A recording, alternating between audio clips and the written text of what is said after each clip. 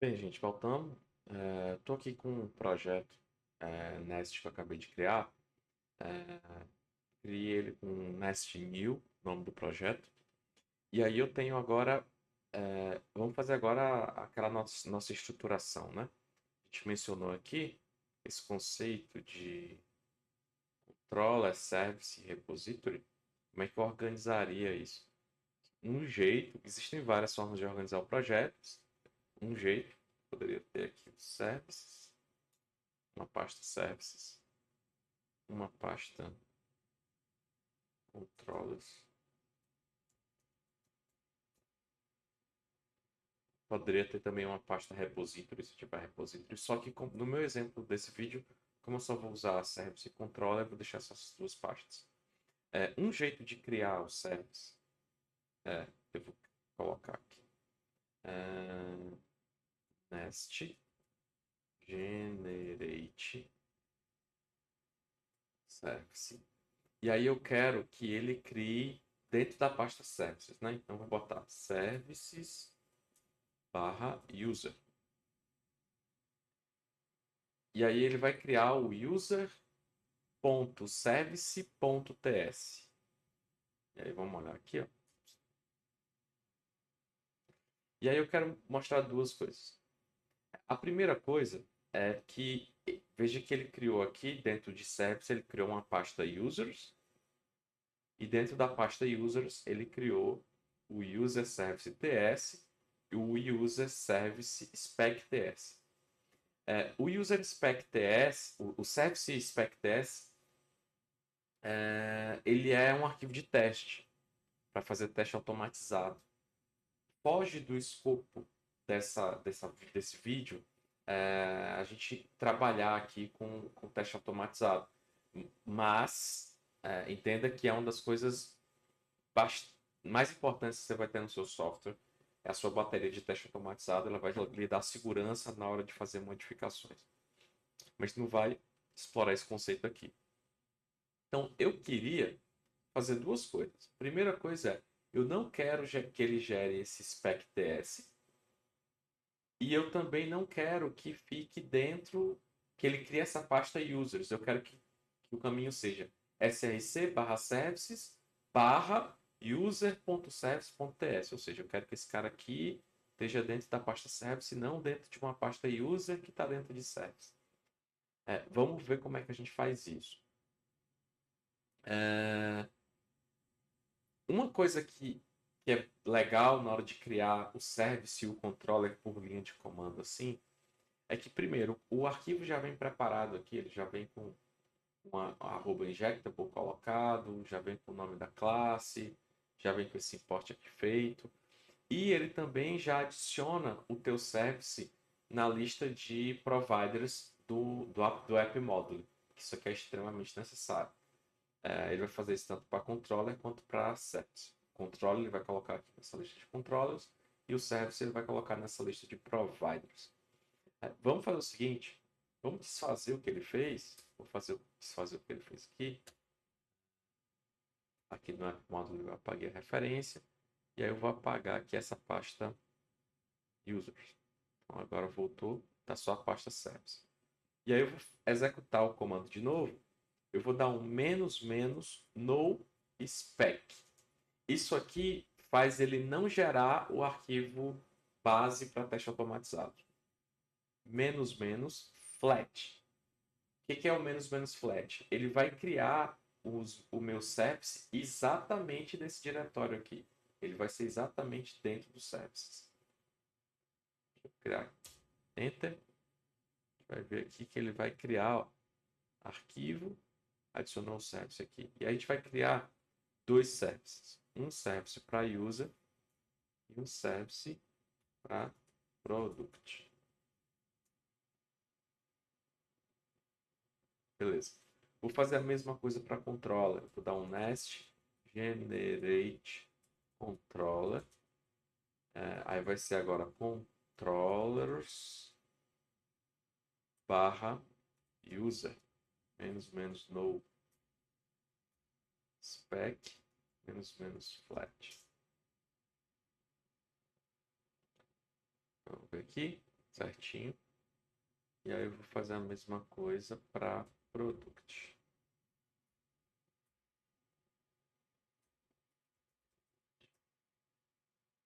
Aqui, beleza. Então, eu tenho aqui user controller, product controller, user service, product service. Beleza. Tem uma organização ok aqui com as minhas camadas, camada de controller, camada de service. Agora implementar o que a gente precisa, né? Vamos pegar aqui no exemplo que a gente tem lá no tutorial. Vamos entender aqui. Primeira coisa que ele cria também esse e-mail service. Então vamos criar esse e-mail service. Vou criar o service aqui. E-mail. Aí ele vai criar um e-mail service.ts. Beleza. De bola. Aqui no e-mail service, o e-mail service ele vai ter uma função e essa função vai só imprimir, retornar um welcome email sent to alguma coisa. Vou copiar esse código aqui. Vou colocar ele aqui no e-mail service.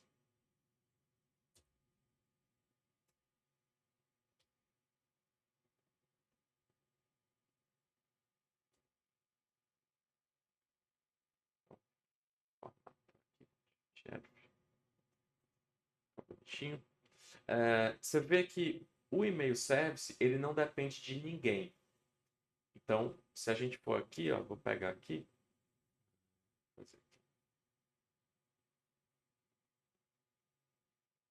Que o e-mail service ele não depende.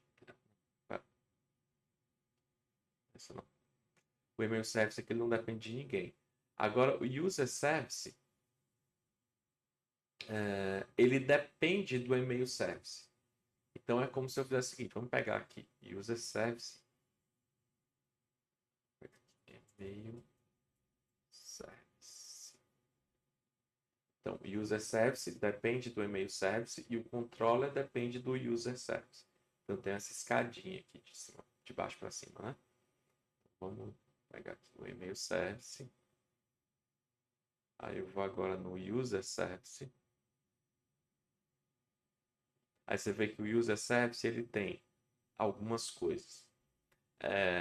Ele tem esse private aqui, que é uma variável do user service, que tem ali uma array de strings.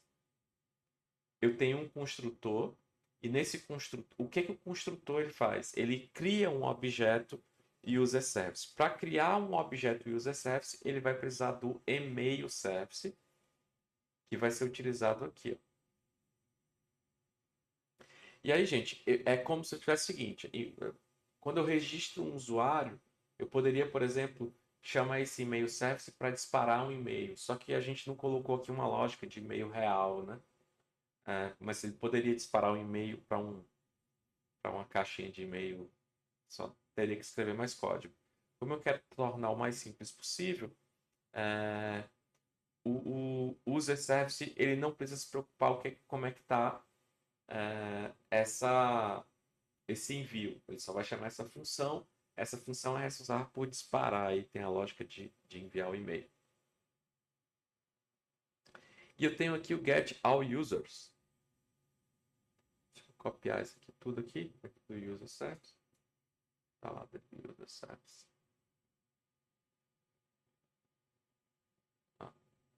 Dentro.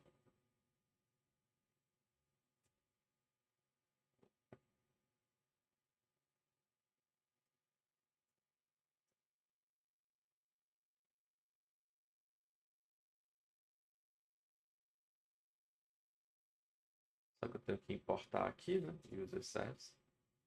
E aí, gente, o legal é o seguinte: como a gente tem um sistema de injeção de dependências do próprio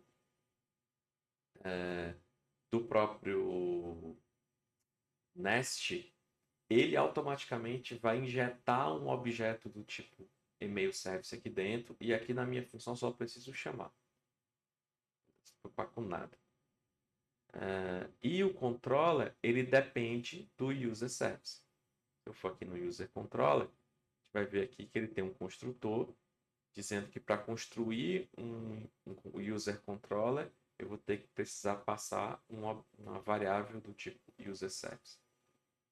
Aí aqui eu tenho o post e o get. Vamos pegar esses caras aqui. Você. Aí eu tenho agora o user controller.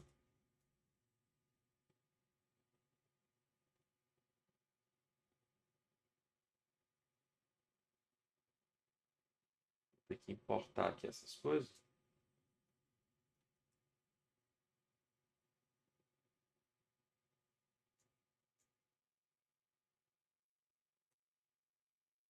Importar aqui o post.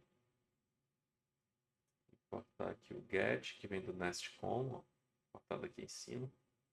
Esse body também que vem do nest.com.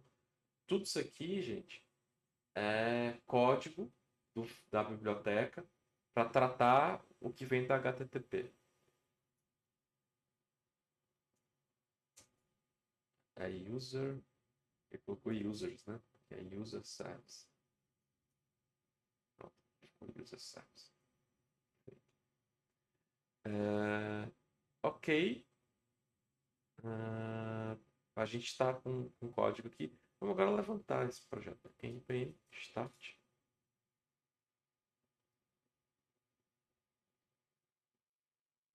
Se eu fizer aqui, eu tenho um post. Vai estar aqui. User.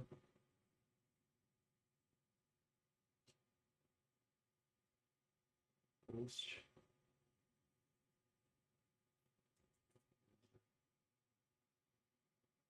Body. JSON.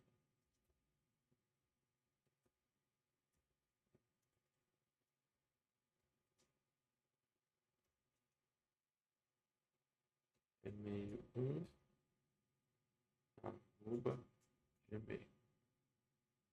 Vamos ver se isso vai. User registered welcome email.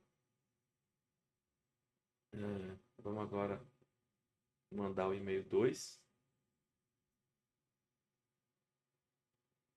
Se eu criar aqui mandar fazer um get,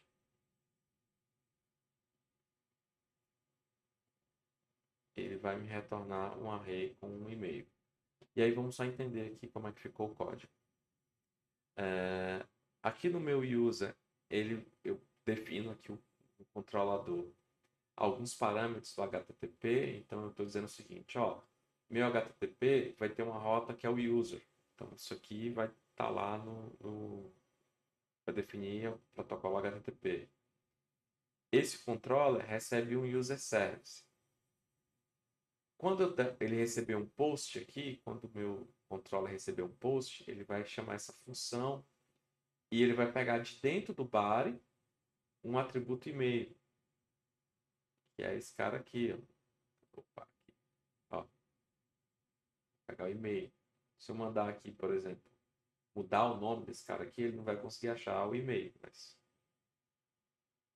é isso. No list all users, ele vai retornar, deixa eu entrar aqui, todos os valores que foram colocados nesse array. Onde é que eu boto? Quando eu dou um register aqui, ele dá um users.push, ou seja, ele recebe um string de e-mail e adiciona nesse array. Onde é que ele chama esse cara? Lá no controller. Lá no controller ele está chamando esse cara aqui. E aí eu deixo desacoplado. O que é código relacionado ao controller e HTTP vai estar aqui no controller. Quando eu venho aqui para o service, eu não tenho nenhuma menção a nada de HTTP. Tá? Código JavaScript ou TypeScript simples. Aqui a gente tem também um outro cara, que é o seguinte, ó, um outro exemplo, que é esse exemplo aqui dos produtos. E aí eu tenho aqui a lista, um array de produtos. Aí eu vou adicionar um produto, eu vou botar o nome e o preço do produto. E além do nome do preço do produto, eu vou colocar um ID que vai ser a data que ele foi colocado aqui na minha lista de produtos. Vai criar um objeto JSON aqui, vai adicionar nesse array e vai retornar essa mensagem. Ele adiciona no array e retorna uma mensagem de texto. No getProdutos, ele vai pegar o array aqui e vai devolver para o controller. E no getProdutos by ID, ele vai percorrer essa lista. Na verdade, vai dar um find, né? E vai encontrar nessa lista baseado no ID. Alguém, ou se ele não achar ninguém, ele retorna null. Então, esse aqui a implementação do service de produto. Vamos aqui olhar no service de produto. Trazer para cá.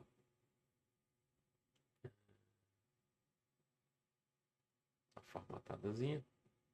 Beleza? Agora vamos fazer o controller e usar esse cara. Aqui no controller, ele vai fazer a mesma coisa. Ó. No bar ele vai pegar um nome, preço, vai passar o nome e preço aqui para ADD produto. Veja que a lógica de criar o ID está dentro do service, não está dentro do controller. Aqui está listando tudo.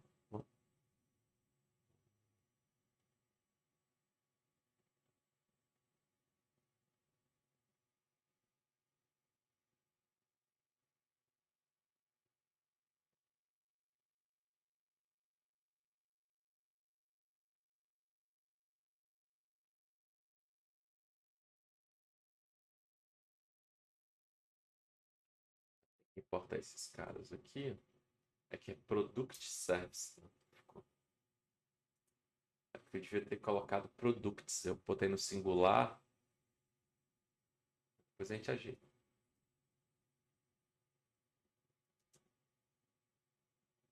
Não vai fazer tanta diferença não do ponto de vista funcional, mas vou deixar certinho. Beleza? Ó, se eu pegar esse cara aqui, eu vou parar. Tá iniciado como dev, né? Start dev aqui. Beleza? Vamos agora para o get de product. Que ele retorna um array vazio. Agora eu vou dar um post em product. Aí aqui vai ter. Eu vou até deixar esse cara aqui. Deixa eu ver o que vai acontecer. Name. É name? É name price. Name.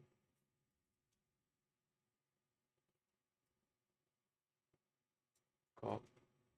Descartável.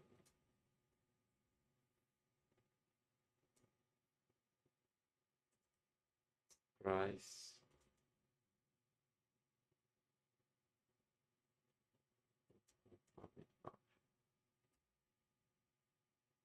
Vou dar um send aqui, ó. Ele adicionou, ele simplesmente ignorou esse e-mail aqui, porque o e-mail não vai ser recebido como parâmetro no meu controller. Então ele simplesmente ignora se for mandado, mas ele faz. Se eu vir aqui, ó, send, ele gera um número aqui, um ID. Se eu botar aqui, por exemplo, copo descartável, copo de vidro, aqui 2,99. Ele retorna aqui um array. Se eu quisesse, assim, vamos falar daquela questão da modularização, né? Vamos supor que eu quero evoluir esse projeto e agora eu quero que esses produtos, esses usuários, eles sejam salvos no banco de dados. O que é que eu faria? O que é que eu teria que fazer? Eu não vou mexer em nada no controller. Eu só vou mexer no controller se eu estiver alterando alguma coisa do HTTP. Vamos considerar que as assinaturas, os parâmetros vão permanecer os mesmos.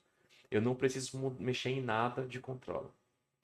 O que eu vou precisar fazer é o seguinte: aqui no service, ao invés de dele guardar as coisas aqui em array, nesse array, eu teria que ter aqui, por exemplo, um construtor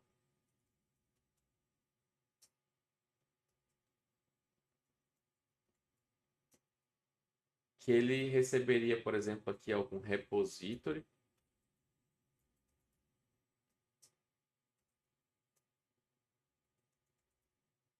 Vai dar erro porque não existe, tá? E aí esse construtor aqui, ele ia ser injetado dentro do Product Service algum repository. E aqui dentro do Add Product, eu chamaria aqui, ó, repository.save product. E aí o que iria acontecer? A implementação do meu repository teria a lógica de como pegar o dado de produto e salvar no banco, seja lá qual banco for. E aí, por exemplo, se eu tiver se eu trocar de banco depois, tipo assim, eu implementei a primeira versão do repository para MySQL e agora eu quero mudar para MongoDB, que é totalmente diferente. Eu não vou ter que reescrever minha aplicação inteira. Eu vou ter que reescrever, trocar simplesmente o repository, a classe de repository. O resto do código fica todo igual, todo do mesmo jeito. Então, assim, isso é uma coisa legal na hora que a gente está criando nossos próprios projetos, porque a gente consegue ter uma flexibilidade e a redução de retrabalho é menor. Quer dizer, a redução de retrabalho é maior. Então, se eu tenho menos trabalho para fazer alterações no meu projeto. A ideia aqui, principalmente de boas práticas, você lê um pouquinho sobre arquitetura, padrão de projeto, essas coisas, é você entender como estruturar o seu projeto de forma que no futuro, quando você for fazer novas alterações, você não tenha que perder tanto tempo. Eu acho que é isso. Na parte de repository, tem outros exemplos aqui, mas eu acho que não vale a pena a gente continuar explorando, porque estaria falando da mesma coisa de novo. E aí vamos para os próximos vídeos, né? Aprender novas coisas.